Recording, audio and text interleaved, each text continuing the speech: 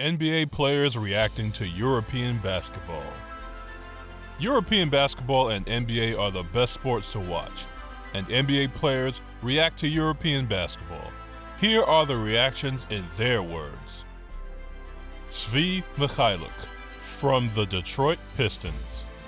In the NBA, people attend games mostly to have fun. The playoffs are unique, although they are still not comparable to those in Europe. Every game in Europe is treated as if it were a war. Fans arrive with flags and music in hand. They compose their music for their teams and other purposes. I'm not sure why they're so different. Many NBA fans are familiar with each player and root for them. In Europe, you simply support your team and city. Bogdan Bogdanovic from the Sacramento Kings. There are a lot of admirers of specific players in the NBA. It's all about the teams over there. Every league and country in the world has its own culture. It's incredible.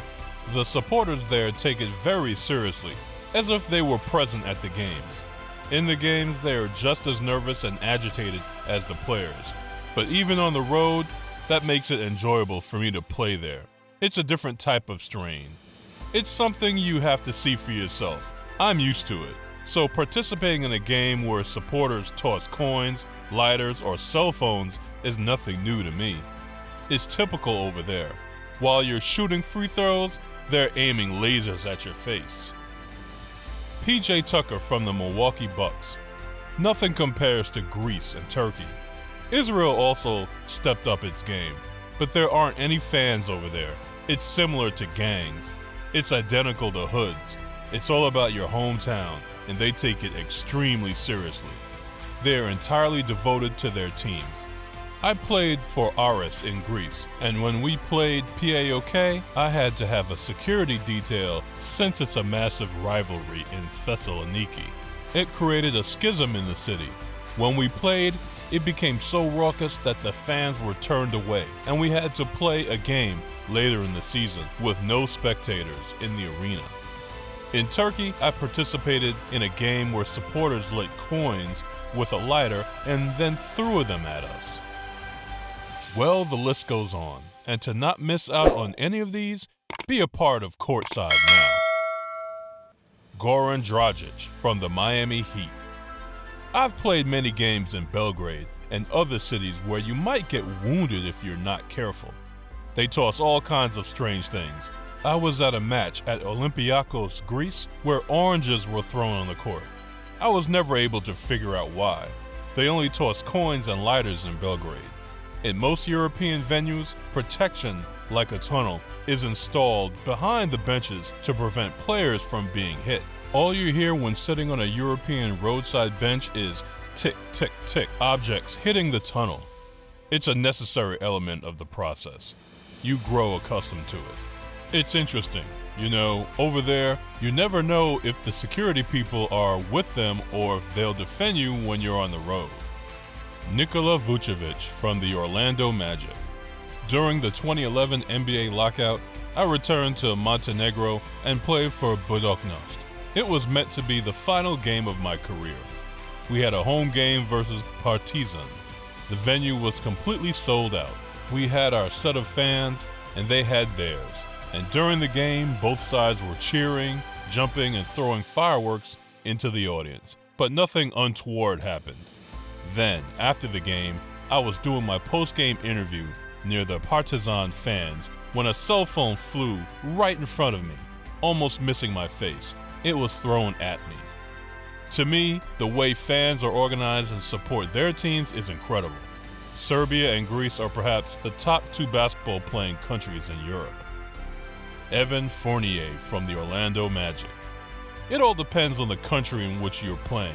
We don't do insane things in France, not because we're soft. It has a more Eastern European feel to it. The scariest, in my opinion, was in Turkey. In an under-16 event, I was representing the French national team.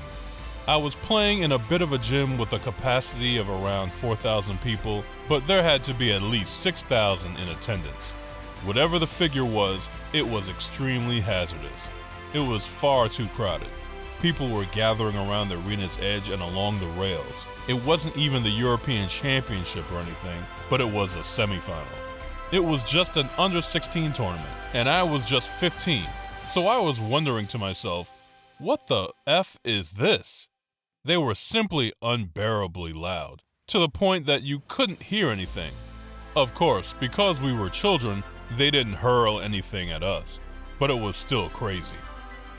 I hope you guys are already subscribed, and if not, you're missing out huge. Brad Wanamaker from the Boston Celtics.